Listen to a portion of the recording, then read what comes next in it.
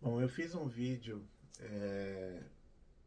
como uma introdução a respeito da invasão holandesa no Brasil, né? E eu queria tomar por base esse livro aqui de História do Brasil, do Padre Rafael Galante, né? Muito bom, livro publicado pela editora Dom Bosco. E eu tinha dito naquela introduçãozinha que eu fiz, meio que de improviso, né? Que uma das coisas que os holandeses tentaram fazer quando invadiram o Brasil foi pregar o protestantismo deles, porque eles eram protestantes, né? E eles tentaram fazer isso e não obtiveram sucesso, né? E por que não obtiveram sucesso? Porque a vocação do Brasil é católica. O Brasil sempre foi católico, apostólico, romano. A vocação do Brasil é essa e sempre será, tá? Tá bom, hoje em dia tem muitas seitas no Brasil, tá? Mas eu acho que isso é decorrência da crise geral da igreja que nós estamos vivendo nos dias atuais, né? E o Brasil não poderia ficar de fora, mas isso é outro assunto, tá? Vamos nos focar aqui na história do Brasil, na vocação católica do Brasil desde o começo, tá?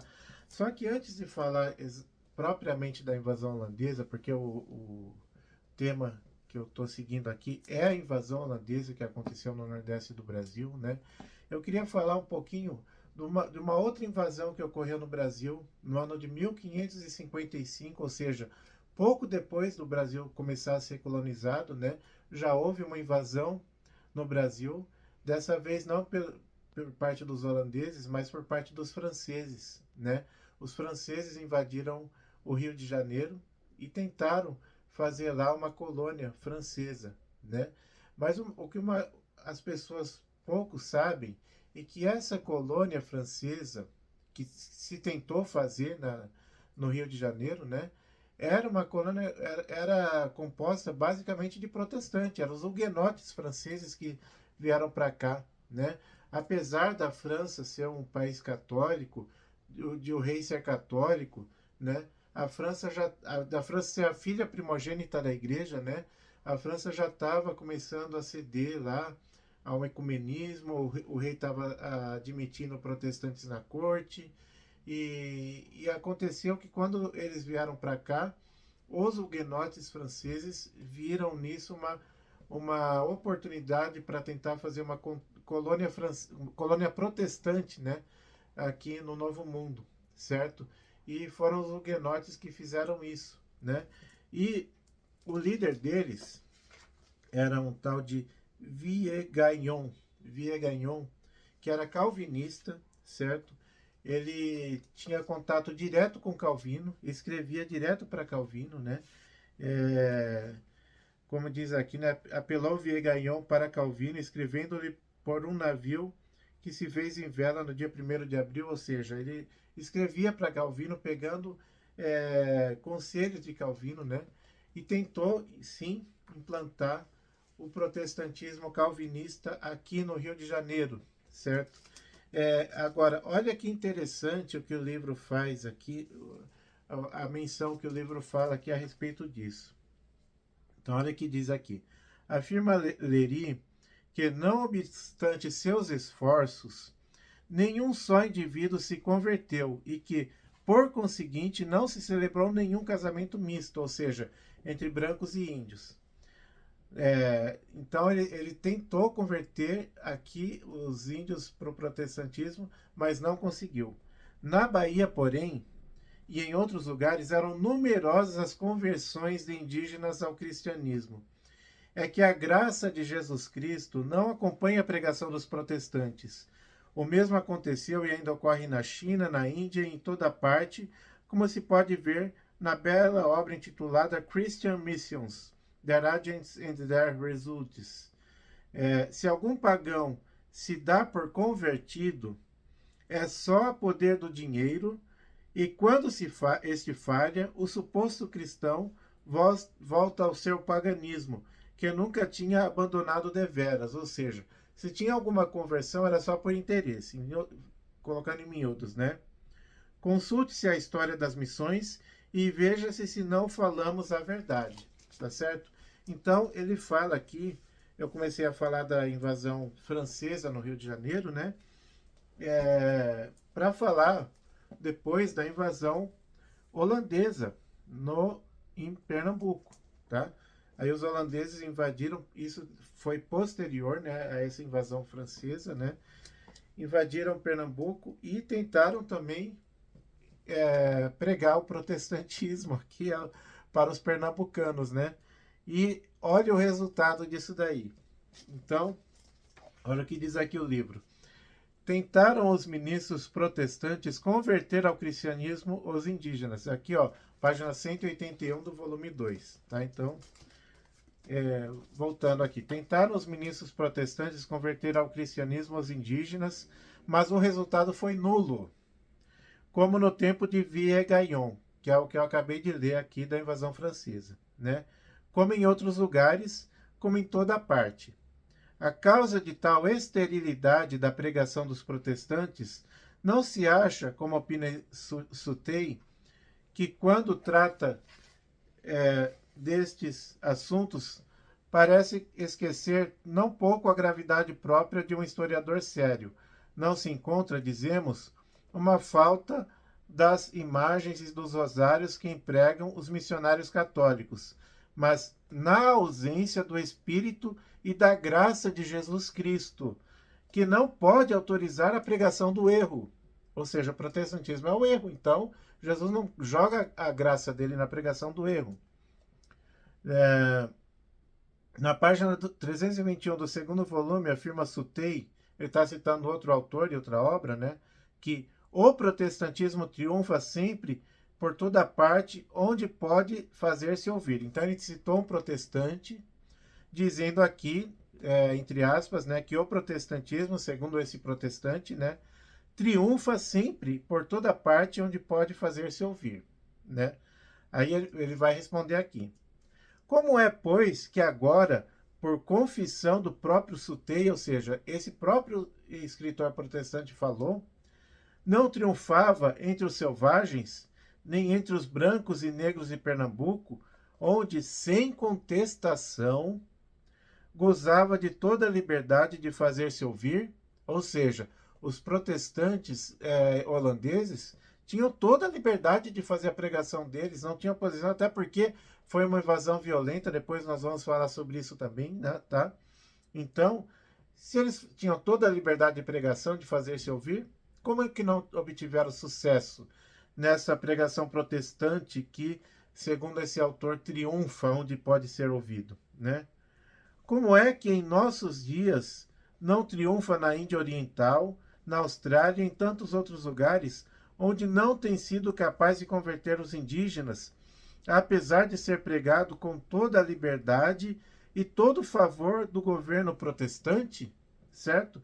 Então, como que o protestantismo não conseguiu ter sucesso na pregação nesse tempo colonial, né? Aí eu queria mostrar aqui um exemplo da pregação católica, um exemplo prático de como eram os frutos da evangelização católica feita principalmente pelos jesuítas, né? Os grandes missionários daquela época, como nós devemos aos jesuítas. O que o Brasil é hoje, o que o Brasil tem de bom hoje, nós devemos principalmente aos jesuítas, certo? Então, olha o que diz aqui, um caso concreto, foi na ilha de Marajó, né, lá no Pará. É só um caso, teve, claro, todos os outros casos, mas olha que interessante, olha que bonito. Então, diz aqui, reunindo um número suficiente de morubixabas, que era aquela tribo indígena, né, definiu-se com a maior solenidade o juramento de obediência. À direita da igreja formaram os chefes dos índios reduzidos, enfeitados o mais vistosamente possível, mas sem outras armas que as espadas. À esquerda puseram-se as maiorias pagãs, nus e ornados de penas à sua moda, com arco e setas nas mãos. No meio postaram-se os portugueses. Via-se por cima do altar, garridamente ornado, um painel de 3 ex-magos adorando o menino Jesus.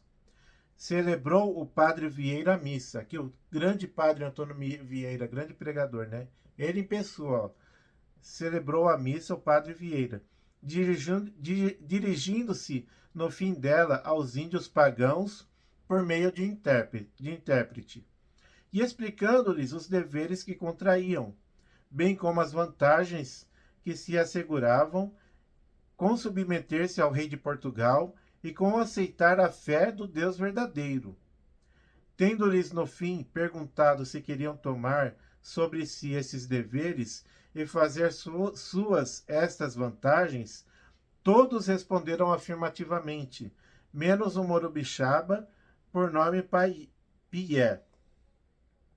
Aproximando-se do altar, um por um, depuseram os chefes as armas ao pé do padre Vieira e de joelhos prestaram juramento de paz e obediência. Cantaram depois o Te Deum, rematando tudo com grande festa estrondosa.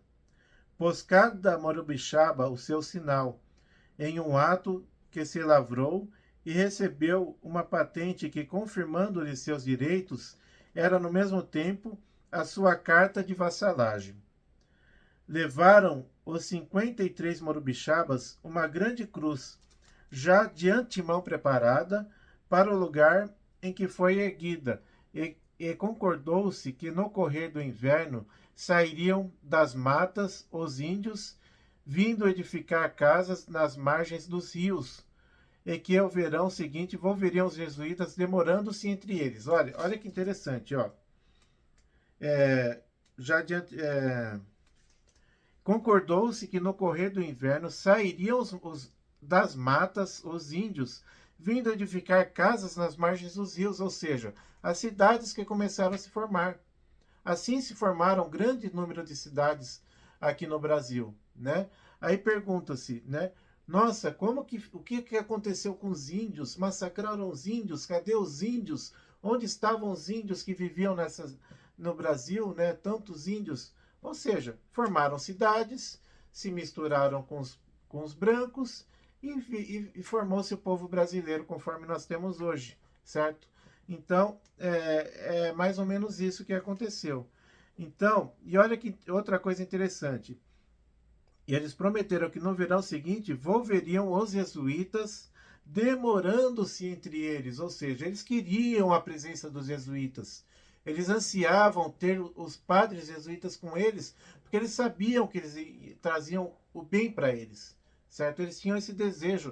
E eu tô lendo um caso aqui, mas não é o único. Quem lê o livro aqui vê muitos casos disso daí.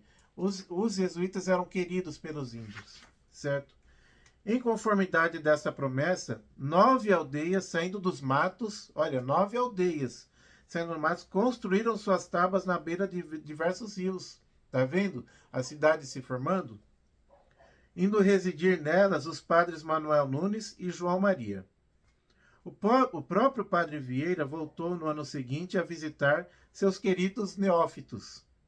O número total de insulanos compreendidos nessa pacificação foi calculado em 40 mil, achando-se também presente o maioral dos Tucujus, tribo que habitava do lado da Guiana, e era computada em 60 mil almas. Olha aqui, 40 mil almas de uma tribo, 60 mil de outra etnia, deve ser 100 mil convertidos. Está vendo a diferença entre a pregação protestante e os frutos da pregação católica? Por isso que o Brasil é de tradição católica. É a vocação do brasileiro ser católico.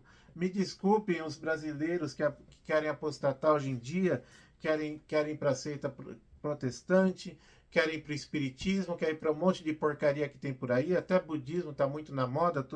Você, brasileiro, você tem vocação católica, você tem vocação de seguir a verdade, de seguir nosso Senhor Jesus Cristo, de adorar o Santíssimo Sacramento, enfim, é a sua vocação. Se você não está fazendo isso, você está indo contra a sua própria vocação. Pensa bem, você brasileiro que não quer ser católico, que você está indo contra a sua vocação. E você pode estar comprometendo a sua salvação. Me desculpe a sinceridade. Eu sei que é difícil ouvir isso, né? Mas a verdade é essa. Então, a vocação do brasileiro, graças a Deus, é a vocação católica. E sempre vai ser. Então, é isso. Vamos louvar e agradecer Deus por isso, né? Graças a Deus eu sou brasileiro. Graças a Deus eu recebi essa vocação. e peço a Deus para ser fiel a ela até o fim da minha vida. Louvado seja nosso Senhor Jesus Cristo, para sempre seja louvado.